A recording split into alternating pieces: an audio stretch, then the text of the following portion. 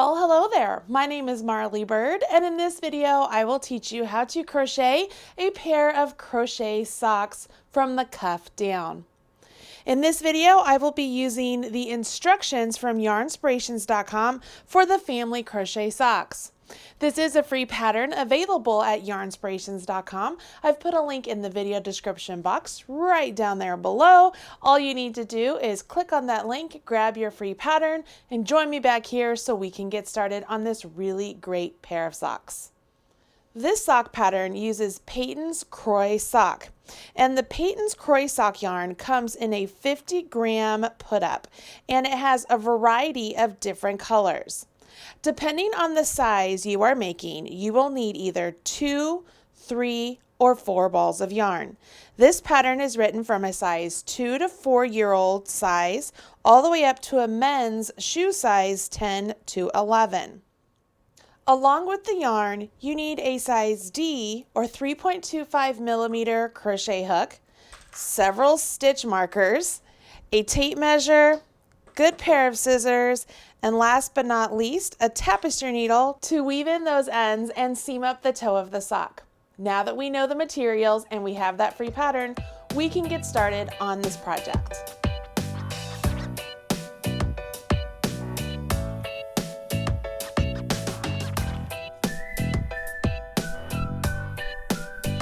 When working a sock pattern, you can either create it from the toe up to the cuff or from the cuff down to the toe.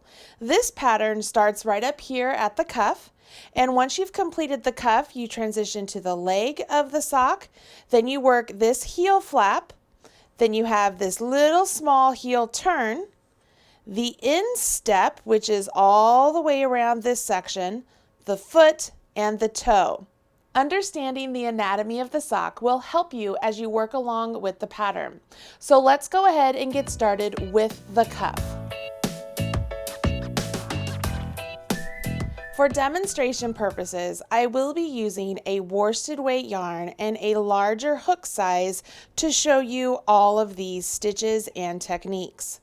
To begin, place a slip knot on your hook and leave a nice long tail that can be used to seam up the cuff of your sock at the end.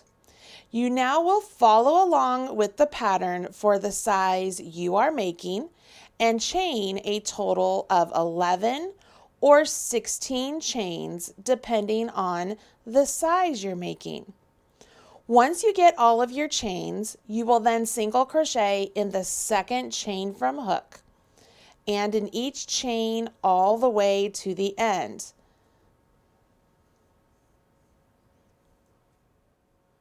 When you make that last single crochet, you can go back and count your stitches. For the smaller sizes, you will have 10 stitches. For the larger sizes, you will have 15. This also represents the front side of your fabric. So you can take a stitch marker and place it into the front of those stitches just so that you know that is the front of the fabric. Now you will turn your work, and this row is what you will repeat for the remainder of the ribbing. You chain one, and working into the back loop only of each of these stitches, you will single crochet. So work into the back loop only and single crochet. As I work along my stitches, I like to count each row to make sure that I don't accidentally lose a stitch or add a stitch along the way. So as I'm working into each stitch, I will then say to myself, okay, so that was 3, here's 4, here's 5, so on and so forth. That way I make sure I have the correct number all the way to the end of the row. When you get to the end of the row, turn your work, and we will repeat that row for the following row and all of the subsequent rows until our ribbing measures the distance listed on your pattern. And those distances are dependent on the size you're making. So make sure you are following along with the correct number for the size you are making. Let's go ahead and take a look at a swatch I've already worked up of some ribbing. You can see here I have a nice swatch worked up with some ribbing. I've marked the right side of my fabric, and the biggest thing to remember with this is as we begin to place our single crochets along this long edge for our leg, we want to make sure the right side of our ribbing is facing out.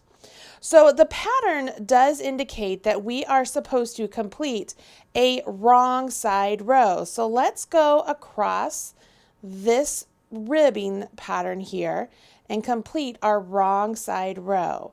That's what the pattern says, ending with a wrong side row. And then it says do not fasten off. So I'm going to get to the end here of these stitches.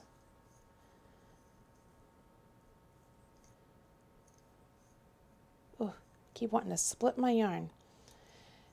And then it says do not fasten off. Now at the end of this row, the final instructions say to turn. So here I am, I've turned, and now we continue on to follow along with the leg instructions. But I want to point something out when I do that.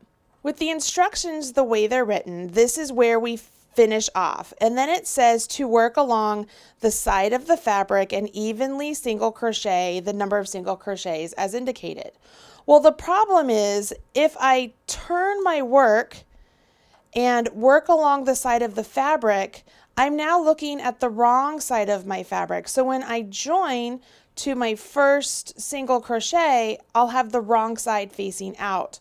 So I am actually going to rip out that last row I did, and I am going to end after I finished my last right side row, because that places my yarn right up here at the end of my row, and I can work all the way back down along this row, and the right side is going to be facing out. You will not fasten off at this point, but I am going to change colors so you can better see the stitches as I'm working them down this row. I know I just said this, but you will not change colors. I only did so you can better see the stitches. And I do want to point out I have the right side of the ribbing facing me. I'm now supposed to turn my work sideways, which is what we have here, and I'm supposed to single crochet along the side of my ribbing, and when I get down here to the end, I will join with the slip stitch to the first single crochet I create down here. Now, the number of stitches I'm supposed to single crochet along my ribbing depends on the size I'm making, and I do want to even those out as much as possible. I want to make sure that my first single crochet is down here, my last single crochet is down here, and then evenly space out the ones in between. So something that I like to do is take a marker, and I take my ribbing and I fold it in half, and I mark the halfway point, okay? This is not scientific. This is just basically, that's my halfway point. Now I can take the number of stitches I'm supposed to work in this space and divide it by 2.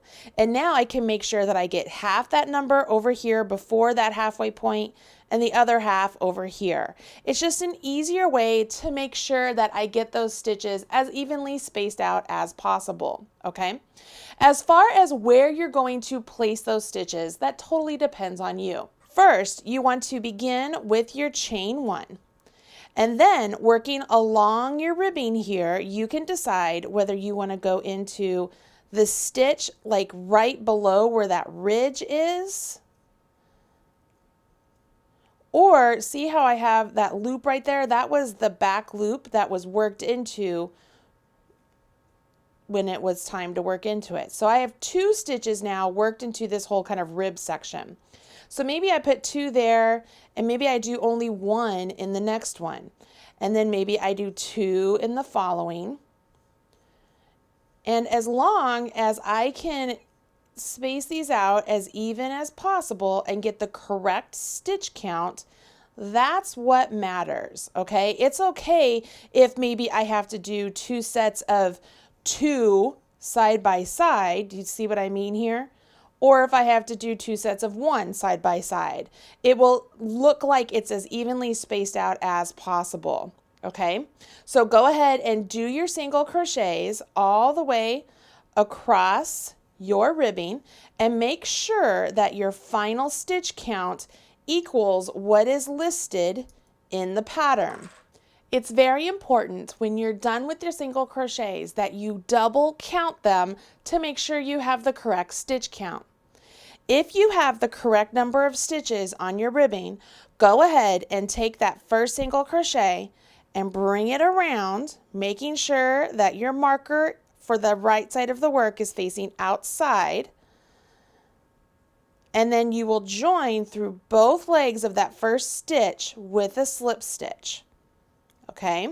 The hard part is all done. At this point, you will now just chain one, single crochet all the way around, and then join with a slip stitch again until the leg of your sock measures the distance listed in the pattern. Like I said, it's very easy. You will chain one, and then working into each single crochet all the way around, you will just single crochet until you get to the end of the round, and you will join with a slip stitch. Once the leg of your sock measures anywhere from 2 to 4 inches, you will then be ready to carry on to the heel. But until then, just single crochet around and around and around, placing these single crochets through both loops. For demonstration purposes, I am only crocheting a couple rounds on this little sample sock so we can jump to the heel.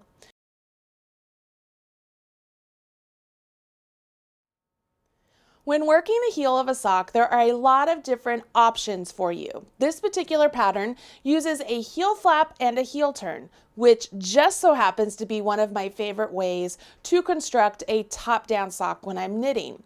It's really quite easy construction and the pattern is very easy to follow along, so let me show you how to do this. Once again, I have changed colors so you can better see the stitches, and we are on the first row for the heel. So I begin with the chain one, and then I will single crochet in each of the next, for me, 17 stitches. And for you, if you're making a different size, use that number. Once you have those stitches worked, you will notice that it's either exactly half the number of stitches you are working with or just about exactly half, okay? As we work back and forth on this heel flap, I will only be working on those stitches I just made, which means I need to turn my work. So I will turn my work. So I'm looking at the wrong side of my sock, and I begin with a chain one, and I will single crochet working through both loops across all of those single crochets I just created. So for me, because I have a different color, I will work into each one of my gray stitches, and I will not work into any of my pink stitches, okay? So this is the start of my heel flap. When you get to the end of the row, you will turn. And then row 3, the designer introduces a decorative stitch on this row. If you wish to just do single crochets back and forth for rows 2 and 3, you can do that. But if you want to follow along with the pattern and work the long single crochet to really thicken up that heel flap, let me show you how to do that. So I've turned my work. I will chain one. I will single crochet in this first single crochet. Now it says I'm supposed to do a long single crochet into the single crochet below the row I'm working on. So here's the single crochet I normally would be working into. If I go to the row below, you see how that space right there, it's where that single crochet was worked into right there. I can either go into that space, or you see how there is a V right there? I can go into that V. Now, here's what I want you to do. For this row 3, I want you to go into the space below the single crochet you are working. Now, single crochet in the next stitch over. This is where we would normally put a single crochet. I want you to go into the space below it, okay? So I'm going to go into the space below it. Single crochet in the next stitch. For the next one, go into the space below and work a single crochet. And I'm going to do this all the way across this row, and I will end with a single crochet.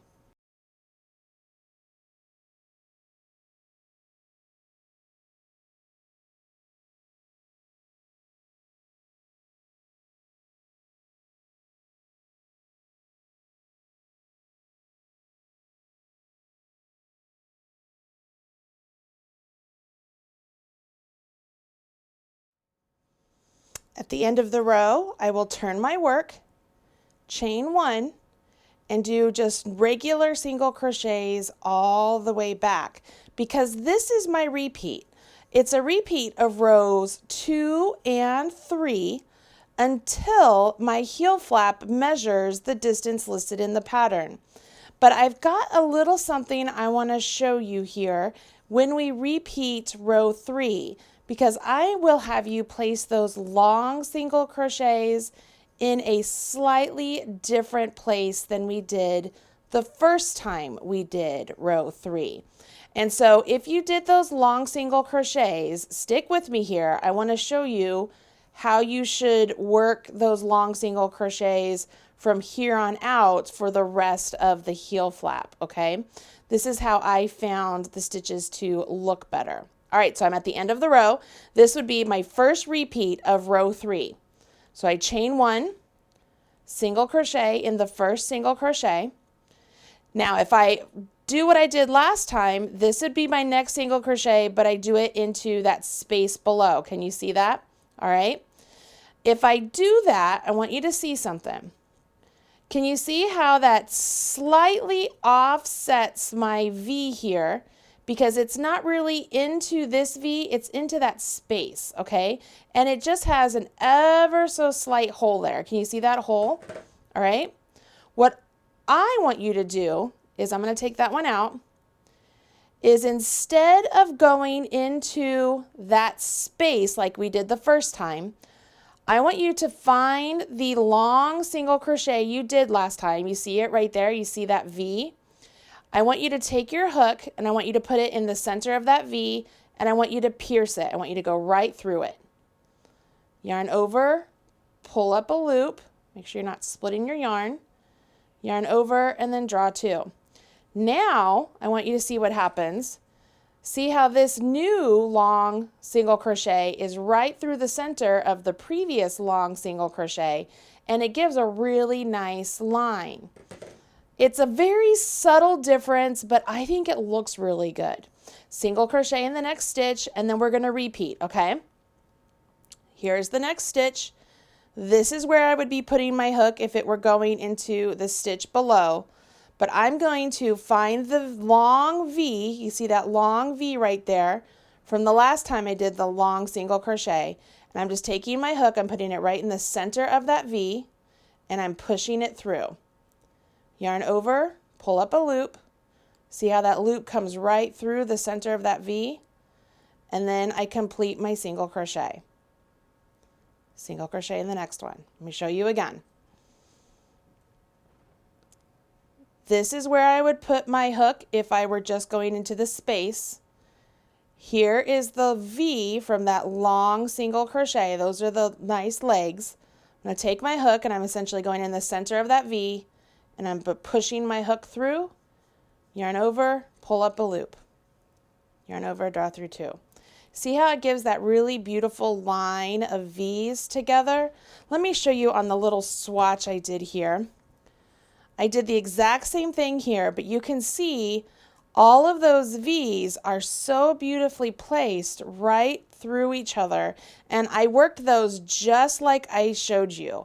And so I think that looks really good, and it gives a nice thickness to the heel flap, which is the goal. Now I do want to mention once again, if you do not want to do these long single crochets and you just want to do single crochets back and forth, you absolutely could do that. Totally up to you. The biggest thing is you want to finish after you've done a right side row. Okay, so make your heel flap as long as it says to in the pattern, and then we can move on to the heel turn. Once the heel flap is complete, it looks a little something like this. If you did the long single crochets, you will have that nice line of essentially V's going down this little heel flap. Now, what I want you to do here is envision what we're getting ready to do.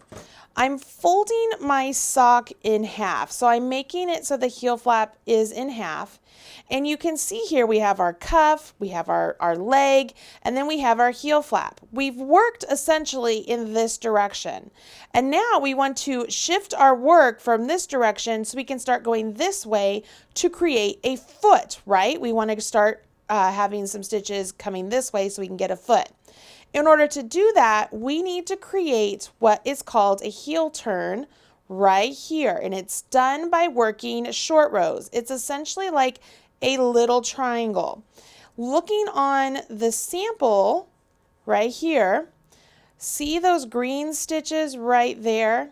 That is what we are going to do with this little heel turn. We take all of the stitches we worked in the heel flap and we condense them down so that we can get this little heel turn. The instructions are written pretty simply for this. So as long as you follow along with the written instructions for the size you're making, you will have no issues. I am going to give you a little tip on how to make sure you don't have a hole when you get those single crochet two togethers. So please pay attention as you're working along with this part of the sock. This is a very easy place to get mixed up. So you want to make sure that you have enough time to complete this portion of the sock when you sit down to do it. All right, let's do this. You've probably already noticed that I changed colors so you can better see these stitches, and I finished after a right side row. So I will turn my work and I will chain one and then single crochet in the next number of stitches as indicated in my pattern. Once you've reached that number of stitches, it's now time to single crochet two together twice. So go to the next stitch, insert your hook, yarn over, pull up a loop, go to the next stitch, insert your hook, yarn over, pull up a loop. You have 3 loops on your hook, yarn over, draw through all 3. So that was 1. We want to do that again. So go to the next stitch, insert your hook, yarn over, pull up a loop, go to the next stitch, insert your hook, yarn over, pull up a loop, yarn over, draw through all 3. You now will turn your work and you will chain 1, single crochet in the next 3 stitches. So 1, 2, and 3. I now will do a single crochet 2 together twice again. So go to the next stitch, insert my hook, yarn over, pull up a loop, go to the next stitch, insert my hook, yarn over, pull up a loop, yarn over, draw through all 3, and then I do that again. Turn my work. Notice I'm leaving stitches unworked out here and unworked out here. As I continue these next rows, every time I do a 2 together, I will be eating up these outside stitches that I haven't worked, okay? So I've turned my work, I chain 1, I single crochet in the next 5 stitches.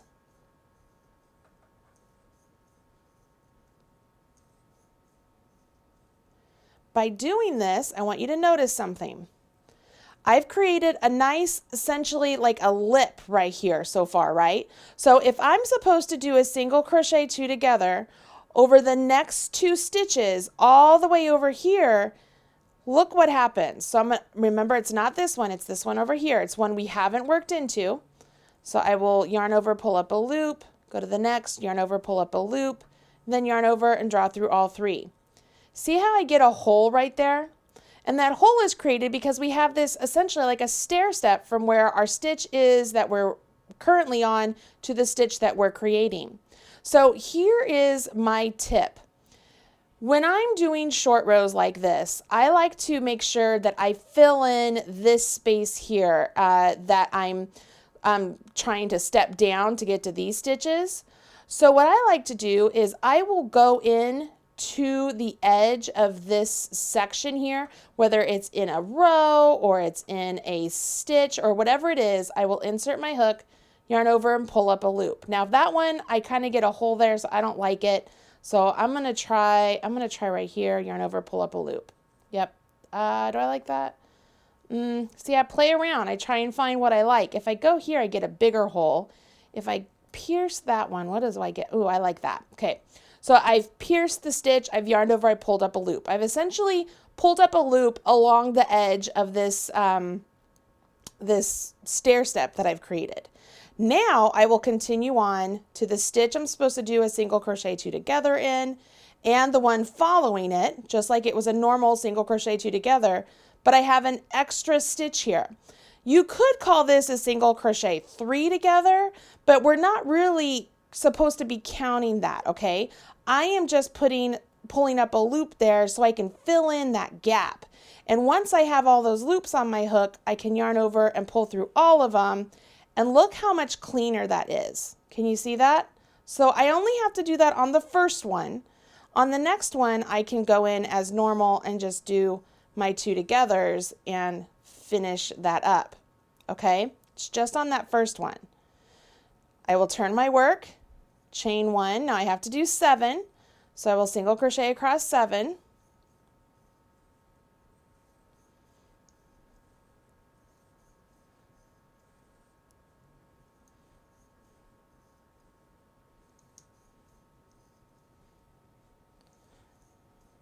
All right, so I've done 7. Once again, I'm going to come down here. I'm going to be using up these stitches, but I have this little stair step here. So I'm going to do what I did last time.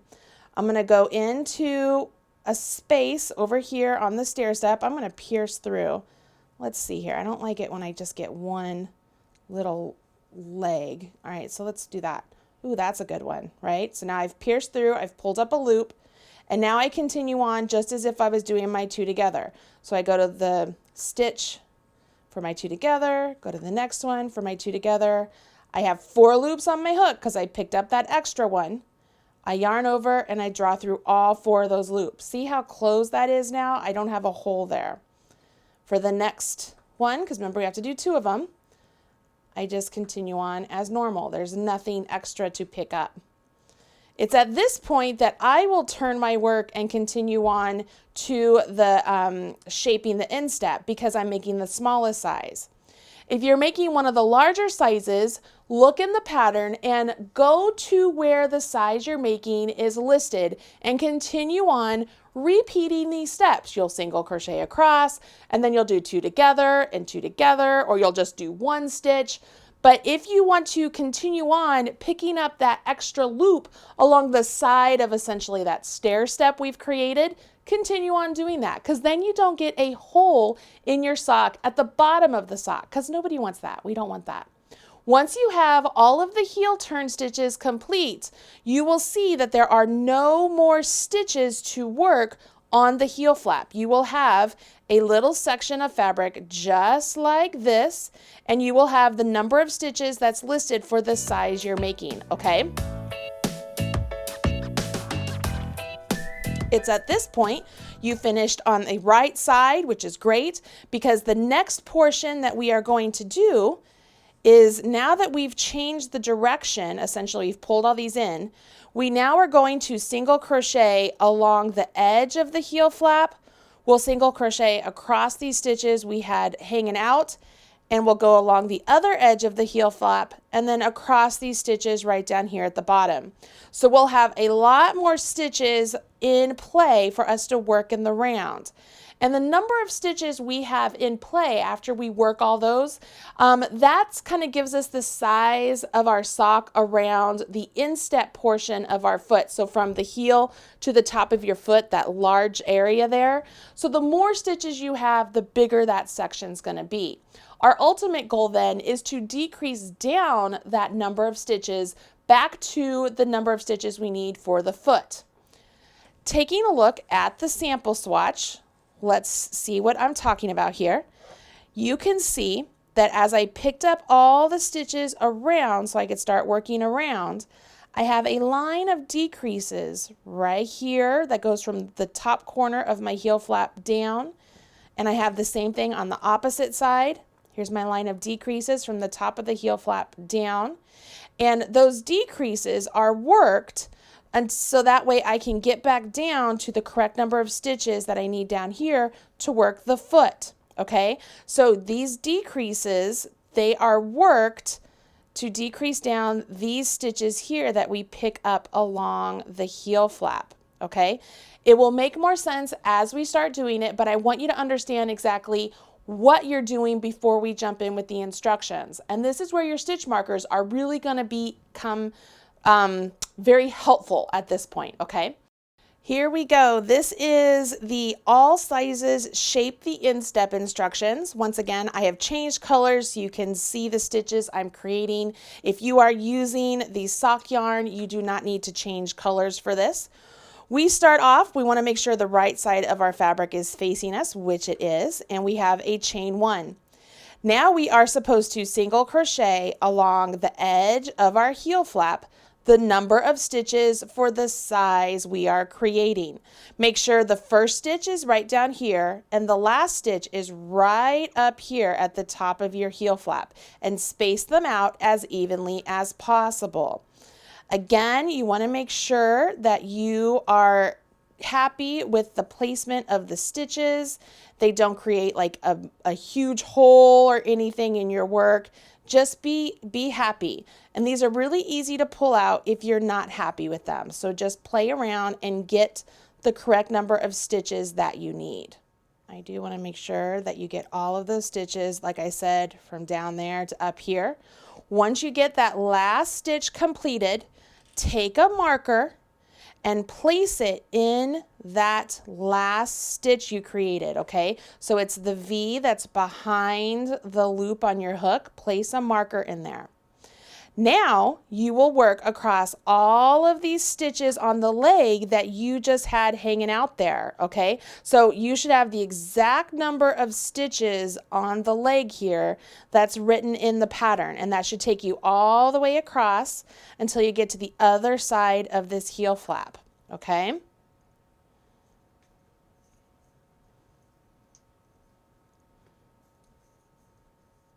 When you get to this side of the heel flap, you are once again going to place a marker in that last stitch. So take another marker and place it in that stitch you just finished working into, okay? Now we're going to work down this side of the heel flap, placing the same number of stitches as we did on this side of the heel flap. So once again, we want to make sure the first one is up here at the corner and the last one is down here before we get to that heel turn, okay? So be very consistent with your placement. When you get all of those stitches complete, you then will carry on. And you'll notice that the instructions have you then work the same number of stitches as you had remaining after you did that heel turn. So you're going to work across all of those stitches from the heel turn. Okay, make sure everything's nice and snug. So once you work all those stitches, you will join with a slip stitch to the first single crochet of the round, and you are back. Let me get all those ends out of the way. You are back to having a full number of stitches all the way around. And if I fold the sock in half, like we did before we did the heel turn, you can see we're no longer working just down this direction because we have all of these stitches here to begin working this way. And it's at these stitch mark points that we will work those decreases to get down to the number of stitches we need for the foot. This next row is what we will repeat until we get all the way down to the number of stitches we need for our foot. So make sure you pay close attention and really use those stitch markers. The instructions are written the same for all of the sizes. You start off with your chain 1 and you will single crochet in each single crochet until you get to 2 stitches before that first marker. So let's get down to 2 stitches before that first marker. Okay, so I'm here. I have the stitch that's marked and the one before it. And this is where I will place my single crochet 2 together, okay? I will go into the stitch before the marked stitch, yarn over, pull up a loop, and then go into my marked stitch, yarn over and pull up a loop, yarn over and draw through all 3. This stitch that I just created is now my new marked stitch. So I can move my marker up and place it into the V right behind the loop on my hook. Okay, so that is my new marked stitch. Now I will continue on single crocheting over to my next marker. So I just continue on with my single crochets. No more single crochet two together at this point. Not until after that next marker. Okay, so on this first marker, we actually single crochet into the marked stitch, and the next marker we single crochet after the marked stitch. Okay, so here's my marked stitch. I am going to move my marker, okay? So my marked stitch, I'm going to single crochet into it. I will move my marker into the top of that stitch I just single crocheted into, or the resulting stitch, I should say. So there, it's into the V right behind the loop on my hook. And now the next two stitches, I'm going to single crochet two together. So it's the last stitch that's right up here on my heel flap and the next one down. So I yarn over, pull up a loop, go to the next one, yarn over, pull up a loop, yarn over, draw through all three. Now I will continue on single crocheting all the way until I get to the end of the round, which will be all the way back down here at the bottom of the heel. As you come up to the last stitch, you will then join with a slip stitch to the start of the round. Okay, now let's take a look once again at what we've just created. We have these markers in place to help us identify where we're going to work our decrease. And I want to remind you, as you're working up to the first marker, you will work into that marked stitch to work your decrease. So it's the last stitch from this heel flap and the one before it. And then you just single crochet across to this marker, but it's the two stitches after that marker that work your decrease before you head back down in this direction. And that will give us a nice line of decreases on this side and a nice line of decreases on this side. You will repeat this second row until you get down to the number of stitches listed in the pattern. You'll then notice that for all of the sizes, with the exception of the largest size, there's one more round with a decrease at the bottom of the foot. That gets us to an even number of stitches as we're working the foot of the sock. When we're working the foot of the sock, it's pretty smooth sailing. It's just single crochet in rounds until your sock measures the distance indicated in the pattern. It really is very easy. The biggest thing to note though is because we begin to get very comfortable with these single crochets, sometimes we tend to tighten them up a little bit. So you do want to make sure that you're consistent with the size of your single crochets as you're working the foot of the sock. Make sure you're not making them too tight accidentally. Once the foot of your sock measures the distance indicated in the pattern, it looks a little something like this. You can see right here that I have that nice row of decreases for the instep, and I have the same thing on the opposite side, those nice row of decreases. And what we've done is we've taken all of those stitches that were created at the top of the instep and decreased them down so that we have a part of the sock that will fit around the foot. Once this distance measures the distance indicated in the pattern, it's time to shape the toe. And the toes are very easy to decrease down to. So let's go ahead and get to a point that we can work on the toes. Now, just like heel shaping, toe shaping is different in a lot of different socks as well. You can work in circles like you would at the top of the hat and decrease down in intervals or like a star, or you could decrease down on either side of the toe, kind of like making the toe come together like a crescent. And that's what we're going to do for this pattern. This pattern is written in such a way that once you reach the measurement of your sock, you then will flatten the sock out so that the top of the sock meets the bottom of the sock. So this is the instep and the sole of the foot, okay? Once you flatten out that sock, you're supposed to take markers and place them at approximately the halfway point on either side.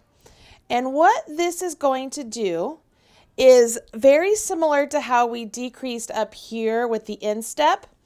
We will decrease at this marker, but we will decrease on this side of the marker and this side of the marker. So one of our decreases will include the marked stitch and the other one will not, but we will decrease 4 stitches every round. So one here, one here, one here, and one here, okay?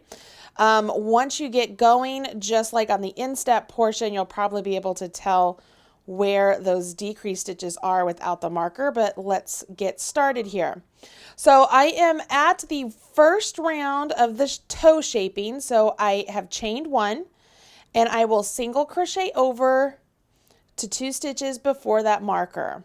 Okay, so let's get over to the marker.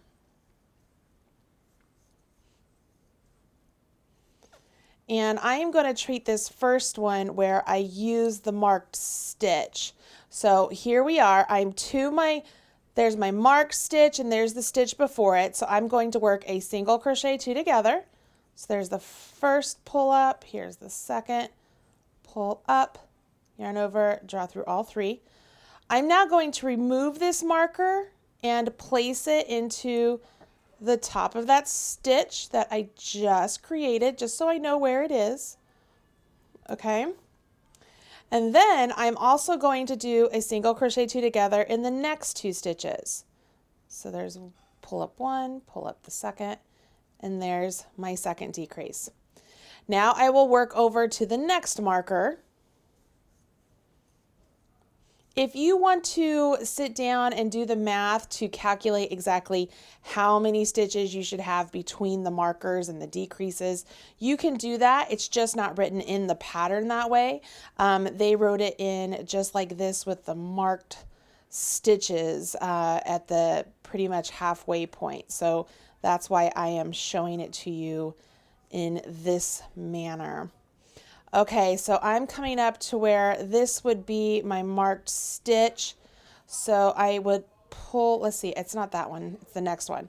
So I pull up a stitch. I'm going to remove this so I can get into that one. Go into this stitch, yarn over, pull up a loop, and then draw through all 3. So this is now my marked stitch. Make sure it doesn't go anywhere.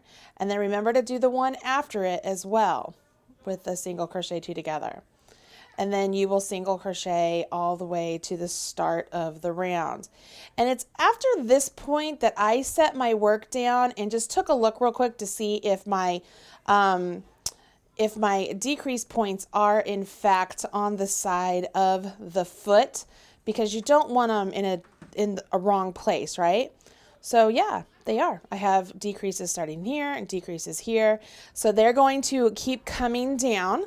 And if we look at the sample here, you can see my decreases come down, my decreases come down until I get to the number of stitches I'm supposed to have at the top of the toe.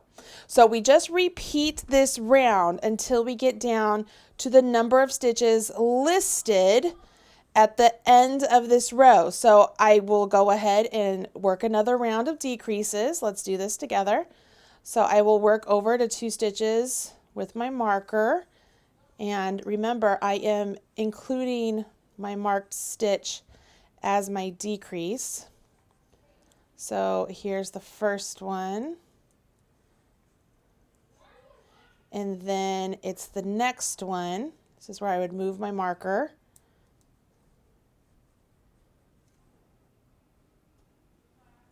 Move that up. Again, it's that V behind the loop on your hook. And then don't forget the second decrease, because you want to decrease on the top of the foot and the bottom of the foot. And now I will work over to my next marker.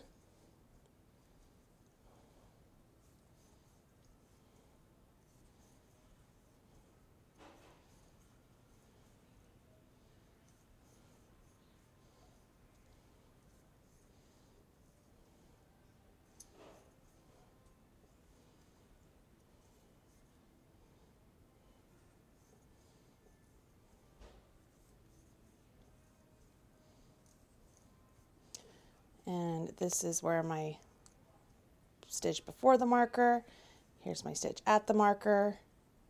Yarn over, draw through all three, move my marker,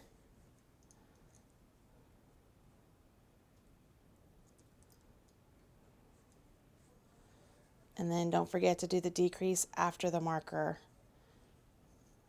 I'm going to call it the marker decrease because you have 4 decreases on either side. And then finish up to the end of the round.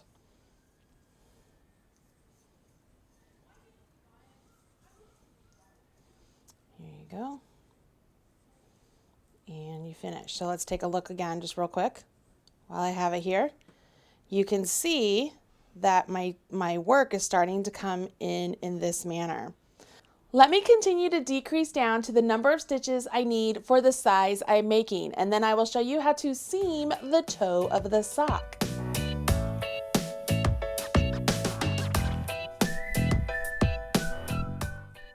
Okay, I am going to call this the end of my toe, and you can see I have very few stitches remaining, but it is a significant open portion at the top of my sock. Okay, so here is my sock, and let's extend this out a little bit and just take a look before we do anything. But you can see as I lay my sock down flat, the shaping comes up very much like the crescent right here at the top of the toe. When you reach the desired number of stitches at the top of the toe, you will then go ahead and fasten off your work. And you want to make sure you leave yourself a nice amount of yarn here at the end so that we can use that to seam up our stitches, okay? So I am going to just pull that through, and now I have yarn here that I can use to seam up my stitches. So let me grab my tapestry needle here, and it's at this point that you need to give some thought about the seam you will use for the top of your toe. Now, I've taken some time and talked to an avid sock crocheter, Ron Strong, one of my very good friends, and I asked him, Ron, what is the best way to seam the top of a toe on a crocheted sock? I want to make sure I don't have a really big bulky toe, but is it just as simple as whip stitching them together? Should I try and do a graft or a Kitchener stitch? And his answer was this: Marley, all I want you to do is put the two ends together, and working with the front loop of this side and the back loop of this side, we're going to just seam those together. And that will tuck the inside loops, so that loop there, which would be the back loop as it's facing me, and this would be the front loop as it's facing me. It will tuck them to the inside. To which I asked, will that be a problem with those stitches on the inside? Is that going to be a big seam and worrisome for the toes? And he said, absolutely not. Especially if you're making these socks using sock yarn. He said that that join is the best join to use, and that's the one he would recommend. So we're gonna go with that. So I have my yarn attached to my tapestry needle, and I am going to go ahead and just shift my yarn over here to the side of the toe, okay? So I'm gonna bring my yarn over here to the side of the toe. And by using the tail just like this, we don't have to rejoin, which is great. Now, I will grab this loop, which is the front loop, the front leg, the front bar, and then this would be the back one as it's to me. Like it's the front loop of the back side, but you get what I mean, right? So I'm picking the outside one and the outside one, and I'm just going to thread my needle through. Then he said to come over here, go the outside one, and then the outside one. So let's see, outside one, and then outside one, and come back. I have a little knot there. I probably shouldn't have put a knot in my work there, but I did. When I finished off, I created a knot out of habit, but I probably shouldn't do that. So word to the wise, don't create a knot there.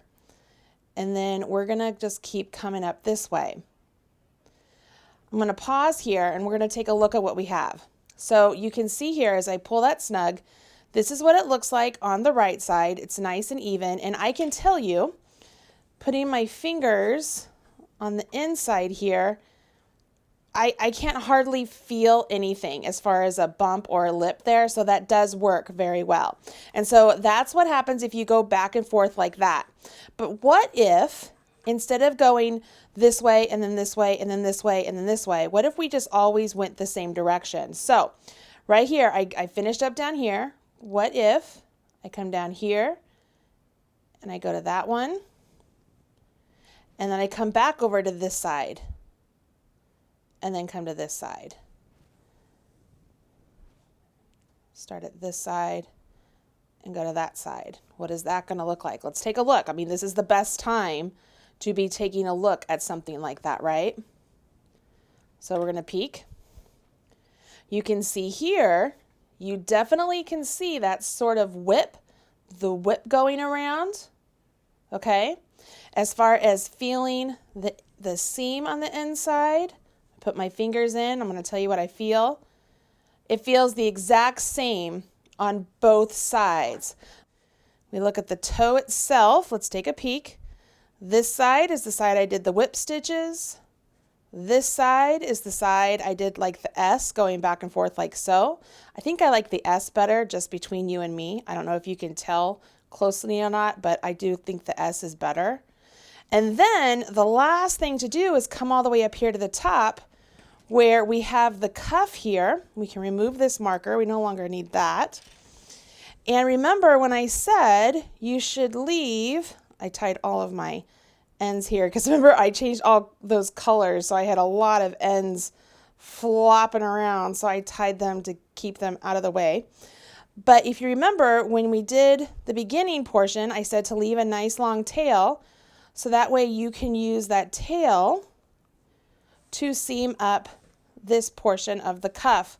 Now, when I do a cuff join, I often will look and I'm like, okay, so what am I seeing here when I look at these ridges? And I can see I have a one end or one leg is exposed, right? Because we only worked through the back leg all the way across.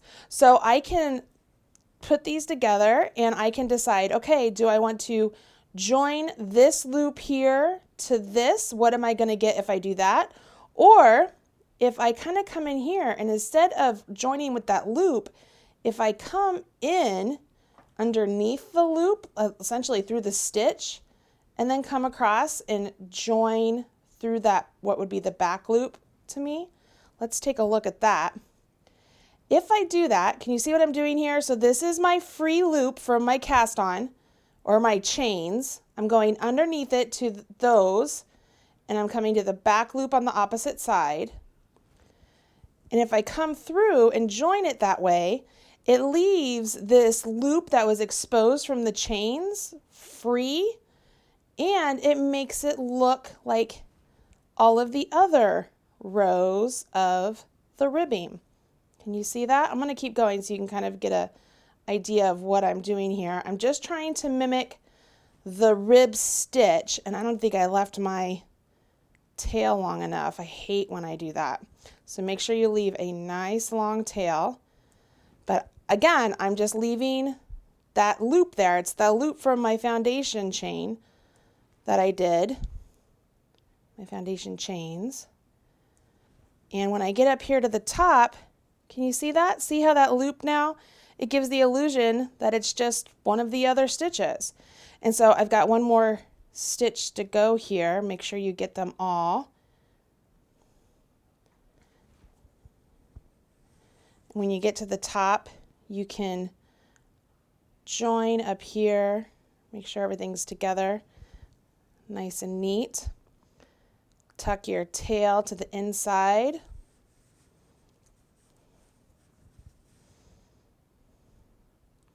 If something is loose, you can kind of seam it together. And then weave in your tail again on the inside.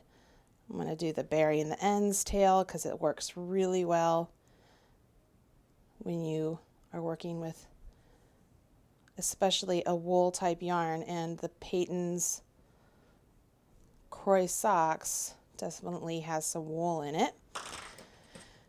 You can snip that close. I'm not going to worry about those right now since we're just doing a little swatch here. But let's take a look.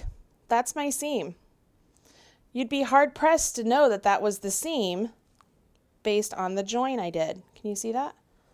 Look how good that looks. So like, here's your sock, you guys. Here's how it goes. Let's put it this way. Look how cute that is. That's a cute little multicolor sock here. We have the cuff, we have the leg, we have the heel flap, we have the heel turn, the instep, the foot, and the toe. That's everything you need to know to complete your very first crochet socks. You can make some for the entire family with a little help from me. I hope you enjoyed this video. Run out, get yourself some of the Peyton's Croy sock yarn. It's a lot of fun to work with, and make a pair of socks for everybody in your family. If you like this video, don't forget to give it a thumbs up and leave a comment below and tell me what was your favorite part in the video. I would love to know what you think.